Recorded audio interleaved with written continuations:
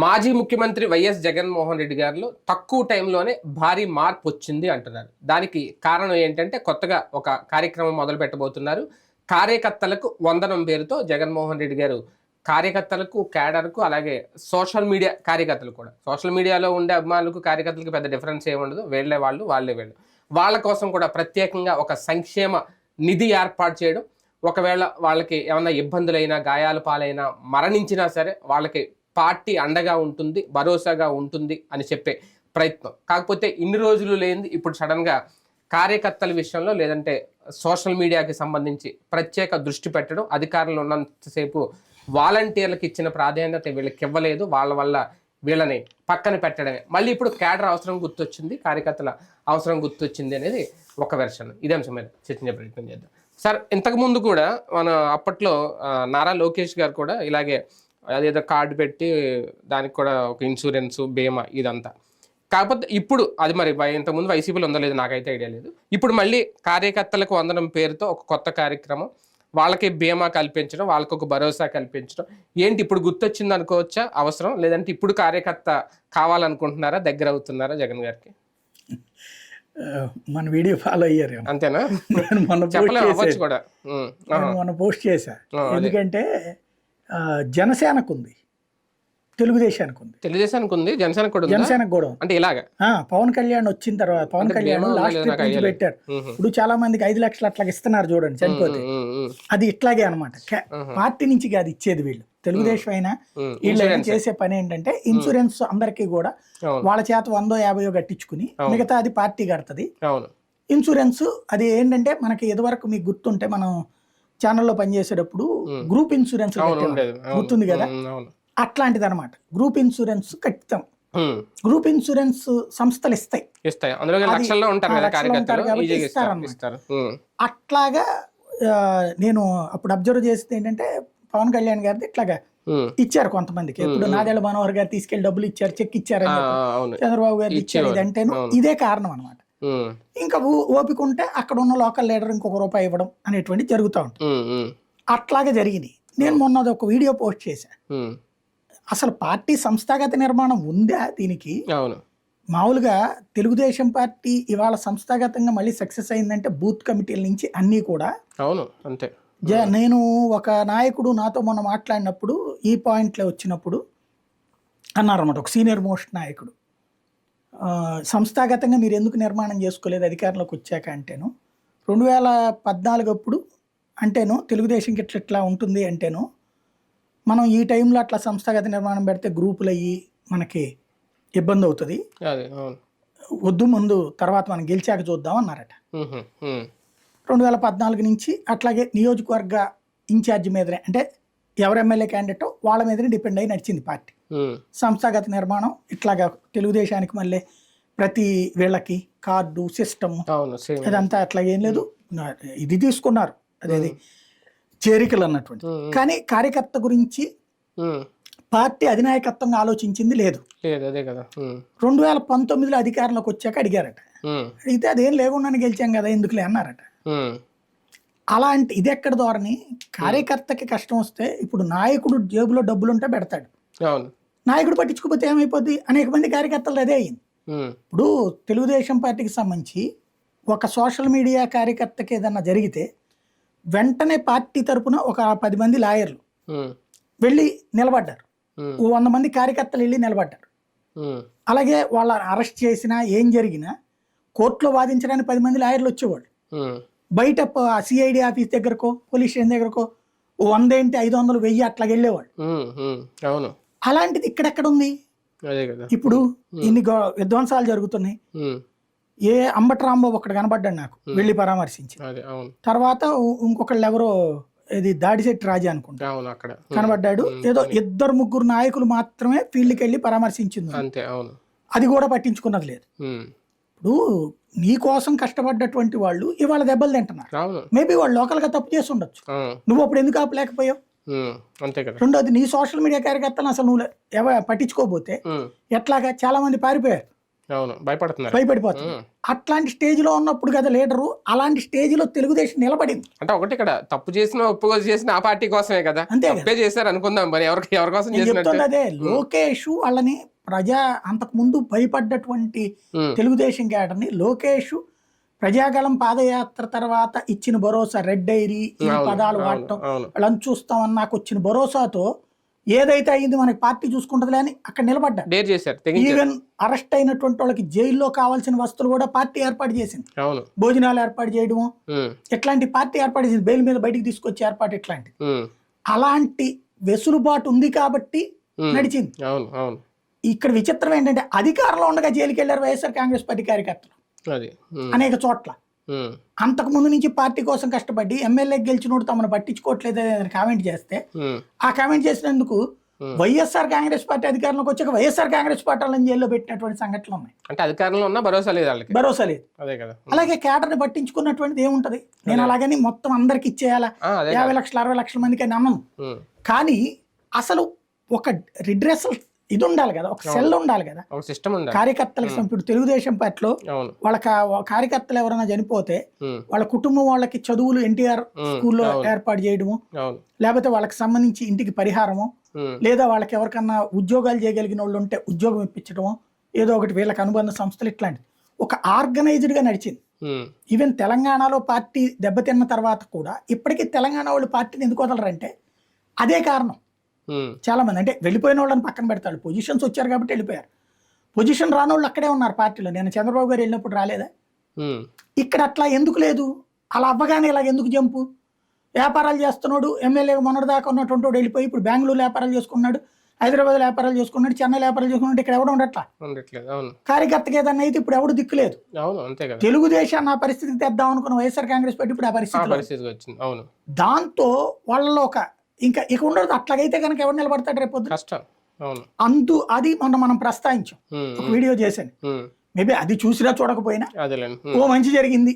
ఇప్పుడైతే కార్యకర్తలకు ఒక ఇన్సూరెన్స్, దాంతో పాటు కావాల్సింది ఏంటంటే బూత్ లెవెల్ కమిటీ ఉండాలా, మండల్ లెవెల్ కమిటీ, జిల్లా లెవెల్ కమిటీ, ఇట్లాంటి కమిటీలు ఉండాలా. కమిటీలు ఉన్నాయి వీళ్ళకి, కానీ కార్యకర్తతో లింక్ అయ్యేటటువంటి సిస్టమ్ ఉండాలి. ప్రతి వారము ప్రతి నెలకొక్కసారి ఒక మీటింగ్, బూత్ లెవెల్, ఒక కమ్యూనికేషన్ అందరికి వెళ్ళేటట్టు, చిన్న చిన్న ప్రాబ్లం వస్తే నిలబడేటట్టు. అది తెలుగుదేశాన్ని ఇన్నాళ్ళు నడిపించింది. 40 ఏళ్ల నుంచి పార్టీ కార్యకర్తను కాచుకుంది కాబట్టి ఇవాళ కార్యకర్తలు పార్టీని కాచుకున్నారు. అంతే కదా. కాబట్టి టైం లేదు కాబట్టి ఇప్పుడు క్రిందసారి అందరూ వీళ్ళు కూడా కసితో పనిచేశారు. సహజంగా ఏంటంటే ఫస్ట్ ట్రిప్ పవర్ అయ్యేటప్పటికి ఓవర్ ఎక్స్పెక్టేషన్కి వెళ్ళారు. అది రాలేదన్నటువంటి కసితో పట్టించుకోవాలి, కానీ ఇంత దారుణంగా పోతుంది అనుకోలే. నా వలన ఓ సీట్లో కొంచెం తగ్గుతుందిలే అనుకున్నారు, కానీ శాంతం ఓడిపోతుంది అనుకుంటే కసి వచ్చేది. కానీ ఇప్పుడు దెబ్బలు తింటున్న తర్వాత కసి వస్తుంది, అందులోకి పెద్ద దెబ్బ తినేసారు కాబట్టి ఇది వస్తుంది. ఈ టైంలో ఆదుకుంటోంది పార్టీ అన్న ఫీలింగ్ కల్పించే ప్రయత్నం అయ్యిండు. 10 ఏళ్లుగా లేనిది పార్టీ పెట్టిన తర్వాత కార్యకర్తకి, ఇప్పుడు మీరు అన్నదో లేదంటే అప్పుడు లోకేష్ గారు తీసుకొచ్చిందని అప్పట్లో ఆయన రికార్డు కూడా సృష్టించారు కార్యకర్తలు. అంతే ఇది లేని ఇప్పుడు చేస్తే నిజంగా క్యాడర్ మళ్ళీ రియాక్ట్ అవుతుందా? కార్యకర్త మళ్ళీ వెనక్కి వస్తారా? చూడాలి. కదా, శాంతం పారిపోకూడదు కదా. ఇప్పుడు తెలుగుదేశం పార్టీ ప్రతిపక్షంలో ఉన్నప్పుడే లోకేష్ చేసింది. అవును, ఇది 2014కి ముందు లోకేష్ పార్టీ కార్యకలాపాలు తీసుకున్నాక ట్యాబుల ద్వారా నాకు తెలిసిన చాలా మంది వాస్తవంగా పార్టీ కార్యకర్తలు కాదు, రెగ్యులర్ వాళ్ళు కాదు, కానీ పార్టీ అభిమానులు. అప్పుడు అంతే 50 రూపాయలు అనుకుంటా, అభిమానులు వాళ్ళు.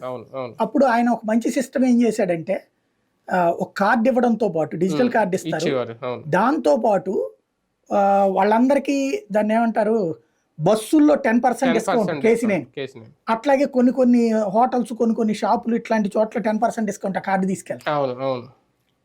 అది వచ్చేటప్పటికి షాపుల్లో కానీ 10% డిస్కౌంట్ అంటే అదొక కొత్తగా అనిపించింది. అంతే కదా, అందుకని సామాన్యులు కూడా తీసుకున్నారు. అంతకుముందు నాకు తెలిసిన రాజకీయ పార్టీలతో సంబంధం లేని మా బంధువుల్లో కూడా చాలా మంది తీసుకున్నారు. అట్లా వాళ్ళకి రెగ్యులర్ గా మెసేజ్లు వస్తుంటాయి. ఒక నెట్వర్క్ ను బిల్డప్ చేశాడు ఆయన.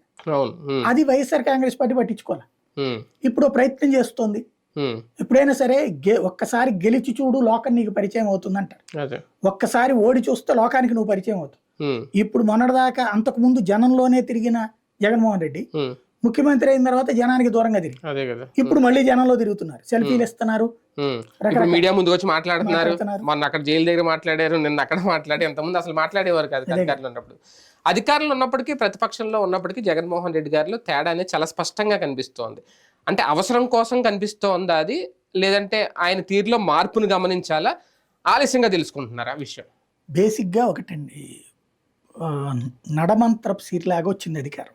ఫస్ట్ ట్రిప్ కష్టాలు పడ్డాడు, వచ్చాడు. అధికారం రాగానే నేను చాలామందిని అబ్జర్వ్ చేసిన ముఖ్యమంత్రుల్ని, అధికారం వచ్చినప్పుడు చుట్టూ ఒక వైఫై లాగా తయారైపోతారు. అందులోకి ఎక్కువ సీట్లు రావడం కూడా అయింది. అంటే బొటాబొటిగా గెలిస్తే అవతల వాళ్ళ పరిస్థితి లేదు అనే స్టేజ్ వచ్చేటప్పటికి అధికార యంత్రాంగం ఇప్పుడు కాంగ్రెస్ ఉన్నప్పుడు అంత ఓవర్ యాక్టివ్ చేయాలి అధికారులు. ఎందుకంటే కాంగ్రెస్ పార్టీకి తాత్కాలిక ముఖ్యమంత్రులే. రాజశేఖర రెడ్డి ఉన్నప్పుడు అందరూ పూర్తిగా చేశారు, కానీ రోషయ్యకి పూర్తిగా లాయల్ గా పనిచేయాలి అధికారులు. కిరణ్ కుమార్ రెడ్డికి చేయాలి. ఎందుకు? బలమైన లీడర్లు కాదని వీళ్ళు. రాజశేఖర రెడ్డి బిడ్డ అయినటువంటి ఇతనికి ఫుల్ గా ఎందుకు సపోర్ట్ చేశారంటే అదే కారణం. ఎందుకు ఇంత వచ్చింది ఇక తెలుగుదేశం ఉండదులే అన్నటువంటి ధైర్యంతో. వాళ్ళు అధికారి ఓటు తేడు, ఓటు పోగొట్టడానికి మాత్రం అధికారి కారణం అవుతాడు. మన దరిద్రం ఏంటంటే ప్రజాస్వామ్యంలో ప్రజల మధ్యలో నుంచి వెళ్ళే నాయకులు ఆ ప్రజల మధ్యలో ఉండే అధికారుల వలన జరిగిన ఇబ్బందుల కారణంగా సఫర్ అయిన ప్రజల్ని పరామర్శించి తాము అధికారంలోకి వచ్చాక అదే అధికారులు ట్రాప్ లో పడతారు. ఈ దఫా చంద్రబాబు నాయుడు గారు కొంతవరకు బెటర్, ఇంకా భవిష్యత్తు చూడాలి. ప్రస్తుతానికైతే ఆయన ట్రాప్ లోకి పోలా. సో ఆయన ఎప్పుడు పవర్ లోకి వచ్చినా అధికారుల మాట నడుస్తుంది. చివరికి పార్టీ వాళ్ళని పట్టించుకునే వాళ్ళు కాదు. మంత్రుల దగ్గరకు వచ్చి ఇప్పుడు క్రిందసారి జగన్మోహన్ రెడ్డి హయాంలో మంత్రులు ఎట్ట ఉండేది, రివ్యూ అంటే శాఖ రివ్యూ అంటే మంత్రి కూడా అధికారులతో వచ్చి కూర్చోవడం తప్పించి ఏ మంత్రి సొంత నిర్ణయాలు తీసుకున్నారు? సీఎం పేషి వాళ్ళ నిర్ణయాలు, లేకపోతే పార్టీ తరపున ఉన్న కొంతమంది నాయకుల నిర్ణయాలు తప్పించి అసలు వాళ్ళ శాఖతో కూర్చుని సమీక్షించింది ఎవరు? ఇప్పుడు చూడండి, ఇదివరకు ఇక్కడ కూడా ఉండేది కాదు. మనం చాలా సార్లు మాట్లాడుకున్నాం. ఈ దఫా అంతే. ఈ దఫా వచ్చేటప్పటికి ప్రతి ఒక్క మంత్రి, అనిత ఎప్పటికప్పుడు మాట్లాడుతున్నారు, ఆవిడ సవిత మాట్లాడుతున్నారు, ఏ మంత్రి రవీంద్ర మాట్లాడుతున్నారు. వాళ్ళకి ఆ స్వేచ్ఛ ఇచ్చేసారు పూర్తిగా. అది పాఠం నేర్పింది. అంతే. ఇప్పుడు జగన్ కూడా ఇది ఒక పాఠం. రేపు నేను స్వేచ్ఛిస్తాననేటువంటి మాట ప్రతి మంత్రి తన మంత్రిత్వ శాఖ మాట్లాడుతున్నారు, నారాయణ గారి దగ్గర నుంచి ప్రతి ఒక్క. ఆ ముక్క మనకి ఈ ప్రభుత్వంలో, వైసీపీ ప్రభుత్వంలో ఒక్క బొత్స చూసాం, ఒక పెద్దిరెడ్డి చూసాం. ధర్మాన మాట్లాడతాడు కానీ నిర్ణయం తీసుకోడు. ధర్మాన్ని నిర్ణయం తీసుకుని ఉంటే చిట్ట చివరి దాకా ఎందుకుంటే ఆ సర్టిఫికెట్లు, ఆ బొమ్మ జగన్మోహన్ రెడ్డి బొమ్మ ఎందుకు పెడతాడు? ఆయన తెలియదా ధర్మానికి బొమ్మ పెట్టకూడదు అంటే? ఆయన చేతుల్లో ఏముందని. బొత్స సత్యనారాయణ కూడా ఏం లేదు, కాస్త మాట్లాడడం అన్న మాట్లాడేవాడు. అంటే విద్యాశాఖలో ఆయన తీసుకున్న ధర్మానేమో పార్టీకే దెబ్బ, ధర్మాన బోళాగా మాట్లాడితే పార్టీని ముంచాడు. అంటే బొత్స గారికి అనుకోకుండా వచ్చిన క్రెడిట్ ఏంటంటే నారాయణ అరెస్ట్ చేసే విషయంలో, పేపర్ లీక్ విషయంలో అప్పుడు ఆయన విద్యాశాఖగా ఉన్నాడు కాబట్టి ఆ క్రెడిట్ అంటే ప్రచారం తప్పించి ఆయన చేసింది ఏం లేదు, పూర్తి స్వేచ్ఛగా చేసింది ఏం లేదు. ఇప్పుడు కొంత మార్పు. ఎప్పుడైనా అదే అంటాం కదా, ఒక్కసారి గెలిచి చూశాడు, లోకం ఆయన పరిచయం అయ్యాడు. ఓడి చూశాక ఇప్పుడు లోకం ఆయనకి పరిచయం అవుతుంది, మారతాడు. 5 ఏళ్ల పాటు అధికారంలో ఉండి వాలంటీర్ వ్యవస్థ అనే ఒక విధానాన్ని తీసుకొచ్చి ఒక వ్యవస్థను పెట్టేసి ఆ టైంలో క్యాడర్ని, కార్యకర్తలని పక్కన పెట్టేయడం అనేది కూడా ఒక అతిపెద్ద రాంగ్ స్టెప్ అయ్యిందని అనుకోవచ్చా? నేనైతే అది తప్పు అనుకోనండి. కార్యకర్త చేతికి ఎప్పుడైతే రాజకీయం వెళ్తుందో, పాలన వెళ్తుందో, అంటే అక్కడ కార్యకర్త గుర్తింపు అనేది లేకుండా పోలేదా? గుర్తింపు జనంలోకి తిప్పాలా, అంతేగాని డబ్బులు ఇచ్చిరా అని చెప్తాలా? కార్యకర్త డబ్బులు ఇవ్వడం ప్రారంభిస్తే రూపాయి జేబులో వేసుకుంటాడు, లేదా నలుగురు తప్పు చేస్తాడు. ఎవరిది బాధ్యత అప్పుడు? జన్మభూమి కమిటీలతో అట్టాగే కదా దెబ్బతింది క్రిందటిసారి. మరి అప్పుడు అది తప్పు అని చెప్పి మళ్ళీ ఇది రైట్, ఇది తప్పని వాళ్ళని తీసి దగ్గర నుంచి పార్టీకి సంబంధించి ఫీడ్బ్యాక్ తీసేసుకుని ఇంకా కార్యకర్త అవసరం నాకు లేదు అని అనుకోవడం ఎంతవరకు? అతను అట్లా మాట అనుకోలే. అతను జగన్మోహన్ రెడ్డి నేను గమనించిన అంచనా ఏంటంటే, ఫస్ట్ టైం అధికారంలోకి వచ్చాడు, దాంతోపాటు తన కరప్షన్ ముద్రతో వచ్చాడు పాలిటిక్స్లోకి. కాబట్టి ప్రజలు తన పాలన చూస్తారు. ఇందులో అవినీతి, ఇప్పుడు వీళ్ళు 100 ఆరోపణలు చేస్తున్నా జనం ఇవి పట్టించుకోవట్లా. పోలవరం అన్న ఇంకోటి ఆరోపణలు చేస్తున్నా జనం ఇవి పట్టించుకోవట్లా. ఎందుకంటే అవినీతి అన్నటువంటిది ఎప్పుడు జనానికి సీరియస్ అంటే, తన ఇంటికి వచ్చే రూపాయల నుంచి తినేస్తంటే. డీబీటీ అన్నటువంటిది దాంట్లో కార్యకర్త సంబంధం లే, అట్లాగే పెన్షన్ కార్యకర్త సంబంధం లే. దాని వలన ప్రజల దగ్గర ఎలాంటి అవినీతి చేయలే పార్టీ. కార్యకర్త అనేది అవి మా చేతుల మీదుగా. కార్యకర్తకి ఇస్తే ఏం చేస్తారు? ఇప్పుడు ఫర్ ఎగ్జాంపుల్ ఇవాళ పెడుతున్నారు, తెలుగుదేశం వాళ్ళు ఆపిచ్చారు లేదు కొంతమంది పెన్షన్లు, 2 లక్షల మంది అంత పెన్షన్లు ఆగిపోయినాయి, ఆపిచ్చారుగా. వైఎస్ఆర్ కాంగ్రెస్ పార్టీ వాడికి ఇవ్వట్లేదు, మరి ఆ రోజు తెలుగుదేశం వాళ్ళకి ఇస్తారా? జనసేన వాళ్ళకి ఇస్తారా? లేదా ఆ పథకం తీసుకోవాలంటే ఈ కార్యకర్త దగ్గరికి వెళ్ళి తల ఉంచుకోవాలి. అలా ఉంచుకోవడానికి జనం ఒప్పుకుంటారా? లేదు కదా. ఇప్పుడు జగన్కి వాళ్ళ ఈ స్టేజ్లో కూడా 40% ఓట్లు వచ్చినాయంటే తన సంక్షేమ పథకాల ఓట్లే. రాజకీయ పరంగా ఫెయిల్ అయ్యాడు. అవతల కూటమి జట్టు కట్టింది, కమ్మ సామాజిక వర్గం ఏకమైంది, కాపు సామాజిక వర్గం ఏకమైంది, బ్రాహ్మణ వైశ్య టోటల్ ఓసీలు ఏకమయ్యారు. ఆ స్థాయిలో బీసీ ఎస్సీ ఎస్టీలు ఏకం కాల. బీసీల నుంచి తను చేల్చాలనుకున్న ప్రయత్నం ఫెయిల్ అయ్యింది. అవతల జట్టు ఫెయిల్ అయ్యింది. రెండోది ఒక ఉద్యోగులు తిరుగుబాటు, లేకపోతే కనుక ఈ మందుబాబులు తిరుగుబాటు. హైయెస్ట్ ఫెయిల్యూర్ మందుబాబులు తిరుగుబాటు. కానీ అతను తీసుకున్న నిర్ణయం తప్పని నేను అనుకోను. ఇప్పుడు భవిష్యత్ తెలుస్తుంది మళ్ళీ. నిర్ణయం పరంగా అతను కరెక్ట్ డెసిషన్, కాకపోతే పబ్లిక్ అది నెగిటివే. నువ్వు మందు తాగేవా, నువ్వు తాగద్దంటే ఆ చెప్పొచ్చేలో పోరా అంటాడు. నీ కోసమే, నేను నీ మంచి కోసమే చేస్తానంటే ఆ చెప్పొచ్చేలో బో అంటాడు. కానీ ఇట్ అంటాడా? రేటు పెంచింది నీకు నాణ్యత లేకుండా, WHO నిబంధనలు అయ్యి మద్యం తగ్గించడం, కానీ పూర్తి మద్య నిషేధం చేయలేకపోయాడు కదా. అది అతని ఫెయిల్యూర్. అవన్నీ మంచికి మంచిగా ఉండాలి, చెడుకు చెడు ఆలోచించాలి. ఫైనల్ గా ఒక నెల రోజులకే, అధికారం కోల్పోయిన నెల రోజులకే ఇప్పుడు కార్యకర్తకు వందనం అంటూ జగన్మోహన్ రెడ్డి గారు వెళ్ళడం ఒక భారీ మార్పు వచ్చింది అతి తక్కువ టైంలో జగన్ గారిలో అని అనుకోవచ్చా? అసలు ఆ పథకం పెడతారు లేదు తెలీదు, విన్నా నేను. అది చేస్తే మంచిదే. దాంతోపాటు ఇది కూడా తీసుకురావాలి, ఒక వ్యవస్థ, ఉద్యోగాలు ఇట్లాంటిది. ఇదివరకు ఆయన విజయసాయి రెడ్డి గారు పెడుతుండేవాడు వాళ్ళ దీనికి. కొన్ని కంపెనీలు తిరుపతిలో పెట్టారు. అట్లాంటి ఏమైనా ఏర్పాటు చేయించడం కూడా చేయించాలి వాళ్ళ వరకు. అది బానే ఉంటది, ఒక అందుకు మంచిదే. మెయిన్ సపోర్ట్, భద్రత, మాకు పార్టీ అండ ఉంది, జగన్ గారి సపోర్ట్ ఉందని అనుకోవాలి. రైట్, చూద్దాం. మొత్తానికి క్యాడర్లని మళ్ళీ దగ్గర తీసుకుంటున్నారా కార్యకర్తలకు? నిజంగా ఇది ఒక గుడ్ న్యూస్ అయినా, ఇలాంటి వ్యవస్థ ఏర్పాటు చేస్తే వాళ్ళకి సంబంధించి పార్టీ అండగా ఉంది అని అనుకోవడం, ఇది మార్పు అనుకోవాలా, లేదంటే మంచి మార్పుకి నాంది పలుకుతూ కొత్త పునాది వేయబోతున్నారా జగన్మోహన్ రెడ్డి గారు? చూద్దాం.